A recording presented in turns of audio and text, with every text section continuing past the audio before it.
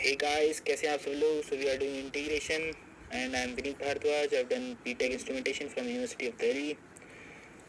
आई hope आपने मेरी पहले वाली वीडियोस देखी होंगी जिसमें इंडेफिनिट इंटीग्रल्स का मैंने थोड़ा ब्रीफ इंट्रो दिया था, कुछ एग्जांपल्स दिए थे। उसमें हमने देखा था इंडेफिनिट इंटीग्रल्स क्या होता है, इंटीग्रल का साइन क्या होता है, इंटीग्रेंड क्या होता है, वेरिएबल क्या होता है, डिफरेंशियल एलिमेंट क्या होता है, हम इंडेफिनिट इंटीग्रल को एंटी डेरिवेटिव क्यों कहते हैं, फंक्शन ऑफ एक्स के कुछ हमने एग्जांपल्स देखे थे और हमने देखा था इंडेफिनिट इंटीग्रल्स का मतलब क्या होता है। इंडेफिनिट इंटीग्रल्स की डेफिनेशन में हमने जाना था कि एक फंक्शन को जब हम डिफरेंशिएट करते हैं तो हमें दूसरा फंक्शन मिलता है एक्स का, और जब इसी फंक्शन को हम इंटीग्रेट करते हैं तो हमें वापस वही फंक्शन मिल जाता है एक्स का जिसका हमने डिफरेंशिएशन किया था। फिर हमने देखा था एक्स की power n plus one upon n plus one का डिफरेंशिएशन करते हैं तो एक्स की पावर एन मिलता है। जब हम इसी फंक्शन एक्स की पावर एन को इंटीग्रेट करते हैं तो हमें वापस वही फंक्शन मिल जाता है एक्स की power n plus one upon n plus one. फिर हमने कुछ और एग्जांपल्स देखे थे कि वन बाई एक्स का इंटीग्रेशन लॉग एक्स होता है, ई की पावर एक्स का इंटीग्रेशन ई की पावर एक्स होता है, ए की power x upon log a का जब हमने डिफरेंशिएशन किया था तो हमें ए की पावर एक्स मिला था, और वापस जब हमने इसी फंक्शन को इंटीग्रेट किया था तो हमें ए की पावर एक्स अपॉन लॉग ए मिला था। और हमने एक चीज़ और देखी थी कि ये ई की पावर एक्स जो है एक स्पेशल फंक्शन होता है जिसका डिफरेंशिएशन भी वही होता है, जिसका इंटीग्रेशन भी वही होता है। फिर हमने देखा था लॉग एक्स का ग्राफ कैसा होता है। लॉग एक्स का ग्राफ हमने जाना था कि लॉग एक्स की जो वैल्यूज़ होती हैं वो सिर्फ पॉजिटिव वैल्यूज़ ऑफ एक्स के लिए डिफाइंड होती है, इसलिए हम मॉड एक्स का यूज़ करते हैं, और लॉग वन की वैल्यू 0 होती है। फिर हमने देखा था कि माइनस कॉस एक्स का डिफरेंशिएशन साइन एक्स होता है, इसलिए साइन एक्स का जो इंटीग्रेशन होता है वो माइनस कॉस एक्स होता है। फिर हमने देखा था सिक्स एग्जाम्पल में कि साइन एक्स का जो डिफरेंशिएशन होता है वो कॉस एक्स होता है, और जब हम कॉस एक्स को इंटीग्रेट करेंगे तो हमारे पास साइन एक्स आ जाता है। सेवन्थ एग्जाम्पल में हमने देखा था टेन एक्स का डिफरेंशिएशन सेक्स स्क्वायर एक्स होता है, फिर जब हम इस सेक्स स्क्वायर एक्स को इंटीग्रेट करेंगे तो हमें वापस टेन एक्स मिल जाता है।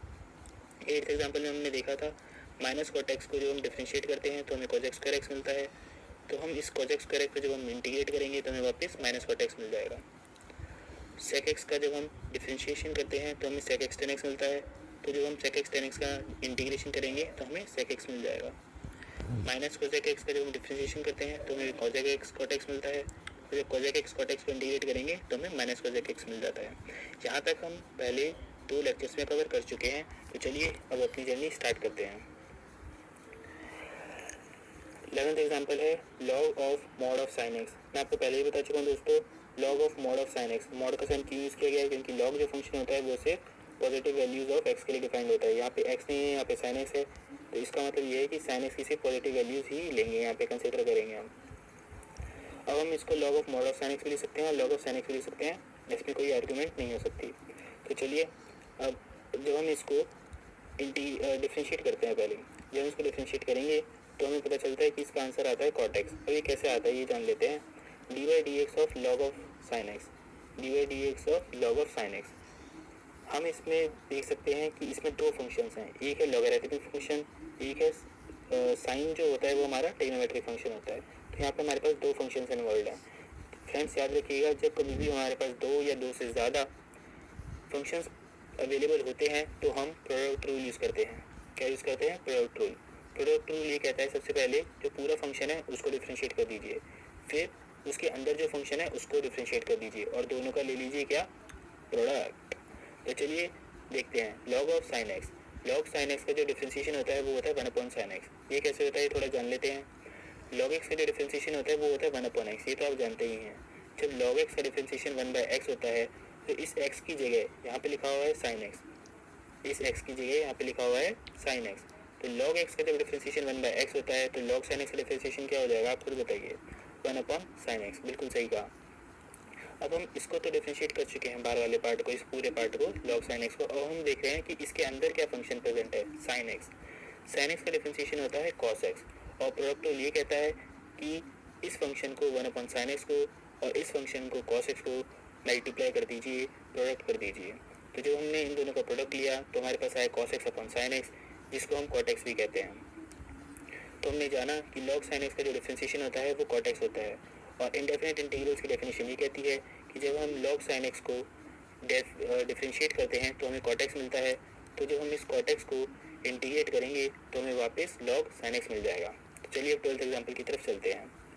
अब हमें डेरिवेटिव लेना है minus of log of cos x, ठीक है, हम डेरिवेटिव ले रहे हैं minus of log of cos x. तो जब हम इसका डेरिवेटिव लेते हैं तो हमें आंसर मिलता है 10x। ये कैसे आता है दोस्तों, थोड़ा जान लेते हैं। हमें डेरिवेटिव लेना है minus log of cos x का। यहाँ पे भी मैंने मॉड साइन लगाया है, तो इसका मतलब यही है कि जो लॉग की वैल्यू है वो सिर्फ पॉजिटिव वैल्यूज़ के लिए ले सकते हैं। तो यहाँ पे कॉस एक्स की सिर्फ वही वैल्यूज़ कंसिडर की जाएंगी जो पॉजिटिव वैल्यूज़ होती हैं। तो d y d x of minus log cos x, इसमें माइनस का साइन अंदर है, इस माइनस साइन को बाहर ले लेते हैं, माइनस का साइन बाहर आ गया तो d y d x of log of cos x. हमें पता है ये जो फंक्शन है इसमें दो फंक्शन हैं, लॉग और कॉस। यहाँ पे भी प्रोडक्ट रूल लगा सकते हैं हम। लॉग कॉस एक्स का जो डिफ्रेंसिएशन होता है उसमें हम ये देखेंगे पहले लॉग एक्स का डिफ्रेंसिएशन क्या होता है। लॉग एक्स का डिफ्रेंसिएशन होता है 1/x, तो लॉग कॉस एक्स का डिफ्रेंसिएशन हो जाएगा 1/cos x। और ये माइनस का साइन पहले से ही बाहर था, ये माइनस का साइन यहाँ वाले माइनस साइन से आया है, और लॉग कॉस एक्स का डिफ्रेंसिएशन होता है 1/cos x। अब हम इस cos x को भी डिफ्रेंशिएट करेंगे, क्यों, क्योंकि प्रोडक्ट रूल ये कहता है कि पहले बाहर वाले को मतलब इस पूरे फंक्शन को डिफ्रेंशिएट किए, फिर बाद में जो इसके अंदर जो फंक्शन बचा है उसको डिफ्रेंशिएट कीजिए। अब cos x का डिफ्रेंशिएशन होता है माइनस साइन एक्स।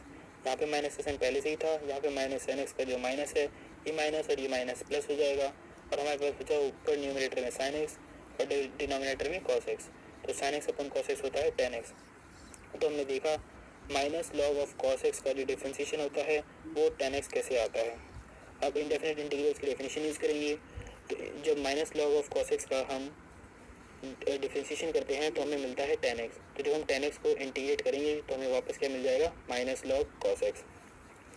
फ्रेंड्स, अब कभी कभी हमें ये देखने को मिलता है बुक्स में कि 10x का integration minus log cos x तो होता ही है, और कभी कभी वो यूज़ कर लेते हैं log sec x। तो वो जानते हैं वो कैसे आता है। तो देखिए दोस्तों, माइनस लॉग cos x है, जब ये माइनस हो रहा है तो किसी चीज़ से माइनस हो रहा होगा, तो वो जीरो से माइनस हो रहा है, तो माइनस लॉग cos x को हम लिख सकते हैं zero minus log cos x, zero minus log cos x। अभी थोड़ी देर पहले हमने जाना था कि ज़ीरो जो होती है उसकी वैल्यू log 1 होती है, मतलब log 1 की वैल्यू जो होती है वो ज़ीरो होती है, तो हम ज़ीरो को log 1 भी कह सकते हैं। तो इसलिए हम ज़ीरो को रिप्लेस कर देते हैं log 1 से, log 1 minus log cos x। अब फ्रेंड्स, आपको ये पता ही होगा कि log a minus log b जो होता है वो log a बाई b होता है। ये प्रॉपर्टी होती है लॉगरिथमिक फंक्शंस की, log a minus log b is equal to log a by b। तो यहाँ पे आप देख सकते हैं, यहाँ पे log 1 है, यहाँ पे log cos x है, और दोनों के बीच में माइनस का साइन है। तो यहाँ पे भी log a minus log b का फॉर्मूला लग जाएगा। यहाँ पे a की वैल्यू है 1, b की वैल्यू है cos x, तो log a minus log b equals to log a by b। यहाँ पे आ गया log 1/cos x, और साथ में कॉन्स्टेंट टर्म तो चलती जा रही है। 1/cos x होता है sec x, इसलिए हमने देखा 10x का जो इंटीग्रेशन होता है वो आ गया है हमारे पास log sec x। तो जो 10x है उसका इंटीग्रेशन हम माइनस लॉग cos x भी कह सकते हैं और log sec x भी कह सकते हैं। आई होप आपको यहाँ तक समझ में आ गया होगा। तो चलिए और आगे एग्जांपल्स करते हैं। नेक्स्ट एग्जांपल है log of sec x plus 10x का। log of sec x plus 10x को जब हम डिफ्रेंशिएट करते हैं तो हमें मिलता है sec x। ये कैसे आता है फ्रेंड्स, जान लेते हैं। log of sec x plus 10x, जब हम इसको डिफ्रेंशिएट करेंगे तो हम इसमें देख सकते हैं इसमें दो फंक्शंस हैं, एक log है, एक फंक्शन जो है वो ट्रिग्नोमेट्रिक फंक्शन है, sec x इन्वॉल्व है जिसमें 10x इन्वॉल्व है। तो पहले हम इस log को इस पूरे का डिफ्रेंशिएशन करेंगे, क्योंकि log x का जो डिफ्रेंशिएशन होता है वो 1/x होता है, तो log of sec x plus 10x का डिफ्रेंशिएशन हो जाएगा 1/sec x प्लस 10x। अब हम इस अंदर वाले टर्म का डिफ्रेंशिएशन करेंगे। sec x का डिफ्रेंशिएशन होता है sec x 10x, 10x का डिफ्रेंशिएशन होता है sec square x। I repeat, sec x का डिफ्रेंशिएशन होता है sec x 10x, 10x का डिफ्रेंशिएशन होता है sec square x। अब आप देख सकते हैं यहाँ पे न्यूमरेटर में sec x कॉमन आ सकता है, क्योंकि sec x यहाँ पे भी है और sec x यहाँ पे भी है। तो यहाँ पे हमने sec x कॉमन ले लिया, तो अंदर बचा हमारे पास 10x प्लस sec x। ये साइन ये sec x प्लस 10x और न्यूमरेटर में है, ये sec x plus 10x denominator में है, तो ये दोनों कैंसिल हो जाएंगे, हमारे पास आंसर बचेगा sec x। तो आपने जाना कि log of sec x plus 10x का डिफ्रेंशिएशन sec x होता है। अब हम इंडेफिनिट इंटीग्रल्स की डेफिनेशन यूज़ कर सकते हैं, जो कहती है कि जब log sec x plus 10x को आप डिफ्रेंशिएशन करोगे तो आपको sec x मिलेगा, और जब इस sec x को आप इंटीग्रेट करोगे तो आपको वापस log of sec x plus 10x मिल जाएगा। 13th एग्जाम्पल तक आपको समझ में आ गया होगा। तो चलिए 14th एग्जाम्पल देखते हैं। 14th एग्जाम्पल है log of cosec x minus cot x, log of cosec x minus cot x। आप इसको डिफ्रेंशिएशन कीजिए, आपको मिल जाएगा cosec x।